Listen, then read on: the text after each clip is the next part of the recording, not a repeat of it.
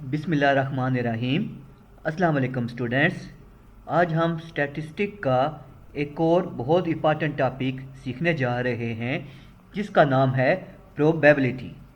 Probability को आमतौर पर प्रोनाउंस किया जाता है प्रोबेबिलिटी के साथ।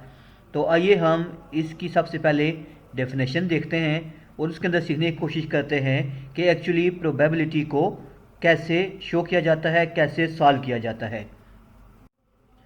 स्टूडेंट, स्क्रीन के ऊपर आपके पास डेफिनेशन गिवन है प्रोबेबिलिटी की कि probability is a branch of mathematics that deal with the occurrence of a random event. यानी कि कोई भी आपका रैंडमली इवेंट कितनी दफ़ा ऑकर होगा, उसके क्या चांसेस हैं, इसको फाइंड आउट करना, इसको सॉल्व करना, इसको कहा जाता है प्रोबेबिलिटी। फॉर एग्जांपल, एक कॉइन अगर टॉस किया जाए एयर में और उसके पॉसिबल आउटकम कौन कौन से होंगे, या तो हेड होगा या फिर टेल होगा। तो हेड आने के चांसेस कितने हैं और टेल आने के कितने चांसेस हैं, इसको जब आप फाइंड आउट करते हो तो इन चांसेस को कहा जाता है प्रोबेबिलिटी। यानी कि उसके होने के या ना होने के कितने चांसेस हैं किसी भी इवेंट के। तो आइए हम इसको मज़ीद एक एग्जांपल के ज़रिए सीखने की कोशिश करते हैं। स्टूडेंट, स्क्रीन के ऊपर आपके पास एक लेफ्ट साइड के ऊपर एक एग्जांपल गिवन है। इस एग्जांपल के अंदर आपके पास एक क्वेश्चन गिवन है। उस क्वेश्चन के अंदर कहा गया जी कि in a class there are 12 boys and 8 girls और टोटल नंबर ऑफ स्टूडेंट्स कितने बने 20। तो a student will be selected, what is the probability that he will be a boy. यानी कि एक बॉय सिलेक्ट होने के कितने चांसेस हैं आउट ऑफ 20 स्टूडेंट्स। यानी कि एक क्लास में रेंडमली 20 स्टूडेंट्स बैठे हैं जिसके अंदर 12 बॉयज़ हैं और 8 गर्ल्स हैं। अगर आपको कहा जाए कि आप एक स्टूडेंट को पिक करें तो उस स्टूडेंट को पिक करें तो क्या उसमें चांसेस हैं कि जो स्टूडेंट आप पिक करोगे वो बॉय ही होगा। तो इसको फाइंड आउट किया जाता है एक फार्मूला की मदद से।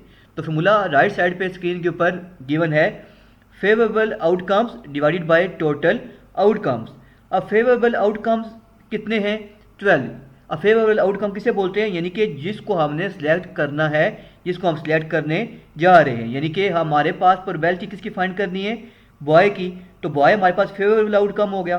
तो फेवरेबल आउटकम में हमारे पास बॉय है टोटल 12। तो हमारे पास जो फेवरेबल आउटकम्स हैं 12, जबकि टोटल आउटकम्स यानी कि टोटल नंबर ऑफ स्टूडेंट्स उस क्लास के अंदर मौजूद थे 20। तो हमारे पास टोटल आउटकम्स हैं 20। जब इन दोनों को आप डिवाइड करोगे तो आपके पास प्रोबेबिलिटी आ जाएगी 0.6। तो ये तो हो गया जब आपने रैंडमली एक बॉय को सिलेक्ट किया और उसके होने के यानी कि सिलेक्ट होने के चांसेस थे 0.6%। आपको स्टूडेंट्स एक बात पता होनी चाहिए कि सम ऑफ प्रोबेबिलिटी होता है 1, यानी कि एक में से उसके होने के चांसेस यानी कि उसके अकर होने के चांसेस जो हैं वो 0.6% है, या 0.6 उसका आंसर है। इसी तरह सेकंड कंडीशन में स्टूडेंट्स आपके पास बताया गया कि what is the probability that selected student will be a girl. यानी कि जो आपने स्टूडेंट सेलेक्ट करना है, अब क्या चांसेस हैं कि वो लड़की सिलेक्ट हो जाएगी वहाँ से। यानी कि आपने क्लास के अंदर 20 स्टूडेंट्स को सिलेक्ट करना है, उन 20 में से क्या चांसेस हैं कि वो जो 20 स्टूडेंट्स सिलेक्ट में से एक स्टूडेंट सेलेक्ट करोगे आप, वो लड़की होगी।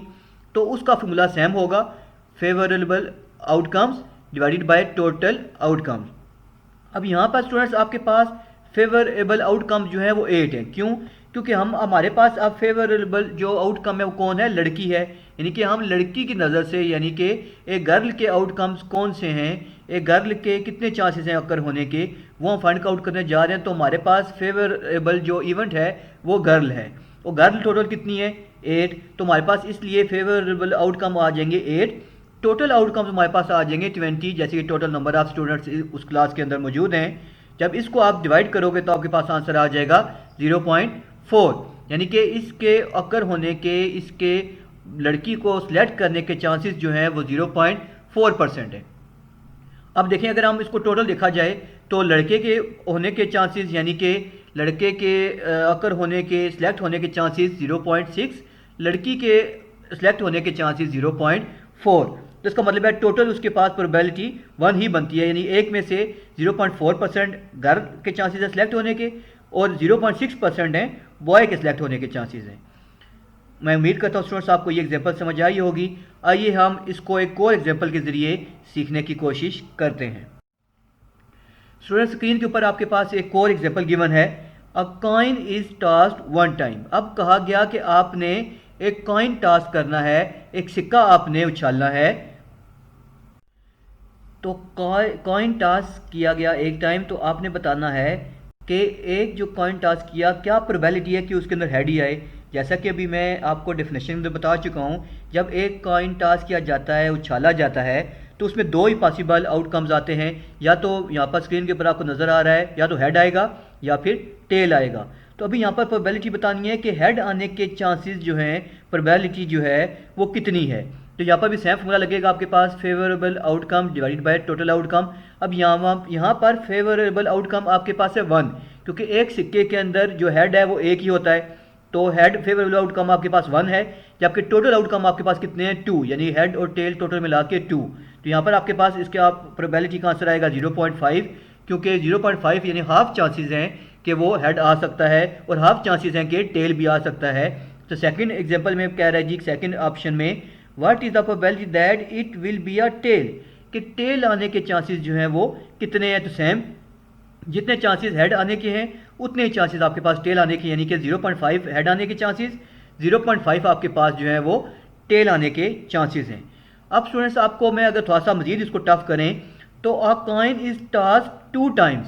एक सिक्का जो है वो 2 टाइम अगर आप टास्क करते हो, उछालते हो, what is the probability of getting 2 heads, तो क्या प्रोबेबिलिटी है कि उसमें आपके पास 2 हेड्स आएँ, यानी कि उनके आने के चांसेस जो हैं वो 2 दफ़ा हेड आए आपके पास। 2 दफ़ा सिक्का आप उछालते हो तो दोनों दफ़ा आपके पास जो है वो हेड ही आए।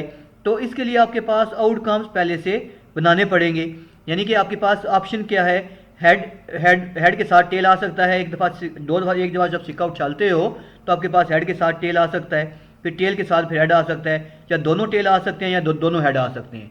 तो पॉसिबल आउटकम आपके पास जो है वो इतने ही बन सकते हैं, या दोनों हेड होंगे या दोनों टेल होंगे, या पहला टेल होगा दूसरा हेड होगा, या पहला हेड होगा दूसरा टेल होगा। यही आपके पास टोटल इसके आउटकम मौजूद हैं।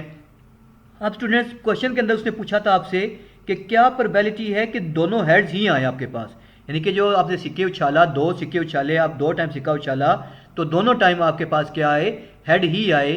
तो उसमें ऑप्शन देखें आप स्क्रीन के ऊपर आपको नजर आ रहा है, हेड और हेड, ये सिर्फ एक दफ़ा ऐसा चांस है आने का, यानी कि आपने सिक्का उछाला, हेड आया, फिर सिक्का उछाला, फिर हेड आया, तो इसकी जो प्रोबेबिलिटी है वो टोटल 1 है। फेवरेबल आउटकम आपके पास जो है वो 1 है। टोटल आउटकम्स आपके पास कितने हैं, 4। तो इसकी प्रोबेबिलिटी आपके पास क्या आंसर क्या बनेगा, 0.25। इसी तरह स्टूडेंट्स अगर आपको वो यहाँ पर ये बोलता कि 1 हेड और 1 टेल, इसकी प्रोबेबिलिटी बताएं, तो इसमें आपके पास 1 हेड और 1 टेल आपके पास, इसमें फेवरेबल आउटकम कौन से हैं, यहाँ पर हेड और टेल, टेल और हेड, यानी कि इसमें एक हेड एक टेल, एक हेड एक टेल दोनों में आ रहा है। तो फेवरेबल आउटकम क्या होता है यहाँ पर फिर 2, जबकि टोटल आउटकम कितने होते हैं, 4। 2 को 4 पे डिवाइड करते तो आपके पास आंसर आ जाता। इसी तरह अगर यहाँ पर आपसे पूछा जाता कि what is the probability of getting 2 tails, अगर 2 टेल्स का पूछा जाता तो 2 टेल्स भी आपके पास कितने टाइम है, फेवरेबल 1 टाइम ओनली। तो इसका भी आंसर आप 1 को 4 पे डिवाइड करते तो आपके पास आंसर आ जाता 0.25। तो मैं उम्मीद करता हूँ स्टूडेंट्स आपको आज बेसिक प्रोबेबिलिटी के क्वेश्चंस की समझ आ गई होगी कि इसके अंदर आप क्या करते हो, अपने इवेंट्स के अकर होने के, उनके रिपीट होने के या उसके फाइंड आउट होने के चांसेस को आप फाइंड करते हो। तो इंशाल्लाह नेक्स्ट क्लासेस के अंदर हम मज़ीद इसको सीखने की कोशिश करेंगे। जज़ाकल्लाह, खुदा हाफिज़।